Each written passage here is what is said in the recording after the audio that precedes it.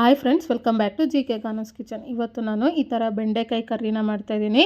ಈ ಬೆಂಡೆಕಾಯಿ ಕರ್ರಿನ ತುಂಬ ಈಸಿಯಾಗಿ ಮನೇಲಿರುವ ಪದಾರ್ಥದಲ್ಲೇ ಮಾಡ್ಕೋಬೋದು. ಮೊದಲು ಇದನ್ನು ಮಾಡೋದಕ್ಕೆ ಈ ಥರ ಒಂದು ಕಡಾಯಿನ ತೊಗೊಂಡು 1/4 kg ಆಗೋಷ್ಟು ಬೆಂಡೆಕಾಯಿನ ನೀಟಾಗಿ ತೊಳೆದು ಒಂದು ಬೆಂಡೆಕಾಯಿನ 3-4 ಪೀಸಾಗಿ ಈ ಥರ ಕಟ್ ಮಾಡಿ ಇಟ್ಕೊಂಡಿದ್ದೀನಿ. ಇದನ್ನು ಸೇರಿಸ್ತಾ ಇದ್ದೀನಿ.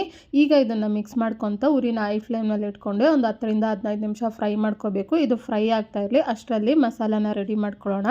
ಅದಕ್ಕೆ ಈ ಥರ ಒಂದು ಚಿಕ್ಕ ಜಾರ್ನ ತೊಗೊಂಡು 15 ಪೀಸ್ ಆಗೋಷ್ಟು ಸಿಪ್ಪೆ ಬಿಡಿಸಿದಂಥ ಬೆಳ್ಳುಳ್ಳಿ, 2 ಟೊಮೊಟೊನ ಈ ಥರ ಮೀಡಿಯಮ್ ಪೀಸಾಗಿ ಕಟ್ ಮಾಡಿ ಸೇರಿಸ್ಕೊತಾ ಇದ್ದೀನಿ. ಹಾಗೆ ಖಾರಕ್ಕೆ ತಕ್ಕಷ್ಟು 2.5 ಟೇಬಲ್ ಸ್ಪೂನ್ ಆಗೋಷ್ಟು ಸಾಂಬಾರು ಪುಡಿನ ಸೇರಿಸಿ ಈಗ ಇದನ್ನು ಈ ಥರ ನುಣ್ಣಗೆ ಪೇಸ್ಟ್ ಮಾಡಿ ಪಕ್ಕಕ್ಕೆ ಇಟ್ಕೊಂಡಿದ್ದೀನಿ.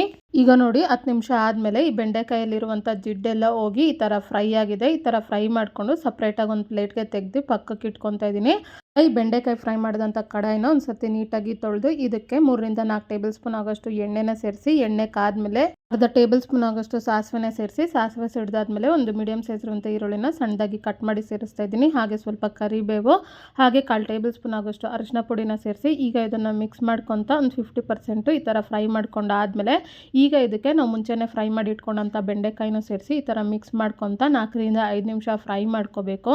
ಈ ಥರ ಫ್ರೈ ಮಾಡ್ಕೊಂಡಾದ್ಮೇಲೆ ಈಗ ಇದಕ್ಕೆ ನಾವು ಮುಂಚೆನೇ ರೆಡಿ ಮಾಡಿ ಇಟ್ಕೊಂಡಂಥ ಮಸಾಲ ಪೇಸ್ಟ್ನು ಇದಕ್ಕೆ ಸೇರಿಸಿ ಈಗ ಒಂದು ಸಾರಿ ಇದನ್ನು ಮಿಕ್ಸ್ ಮಾಡ್ಕೊತಾ ಇದ್ದೀನಿ. ಈ ಥರ ಮಿಕ್ಸ್ ಮಾಡ್ಕೊತ ನಾವು ಹಾಕಿರುವಂಥ ಮಸಾಲೆ ಎಲ್ಲ ಹಸಿ ವಾಸನೆ ಹೋಗೋ ತನಕ 3-4 ನಿಮಿಷ ಈ ಥರ ಫ್ರೈ ಮಾಡ್ಕೊಂಡಾದ್ಮೇಲೆ ಈಗ ಇದಕ್ಕೆ ಒಂದು ಚಿಕ್ಕ ಗೋಲಿ ಸೈಜಷ್ಟು ಹುಳ್ಸೆಹಣ್ಣನ್ನ ನೆನೆಸಿ ಕಿವುಚಿ ಇಟ್ಕೊಂಡಿದ್ದೆ, ಅದನ್ನು ಸೇರಿಸ್ತಾ ಇದ್ದೀನಿ.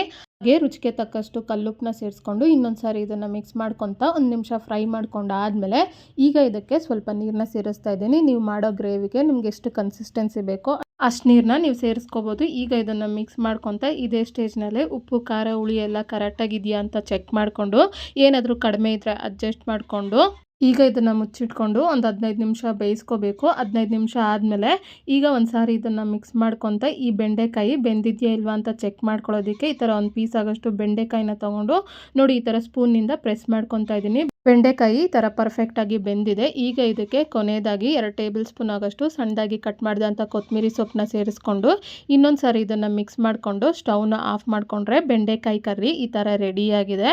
ಈಗ ಇದನ್ನು ಈ ಥರ ಸರ್ವಿಂಗ್ ಬೌಲ್ಗೆ ತೊಗೊತಾ ಇದ್ದೀನಿ.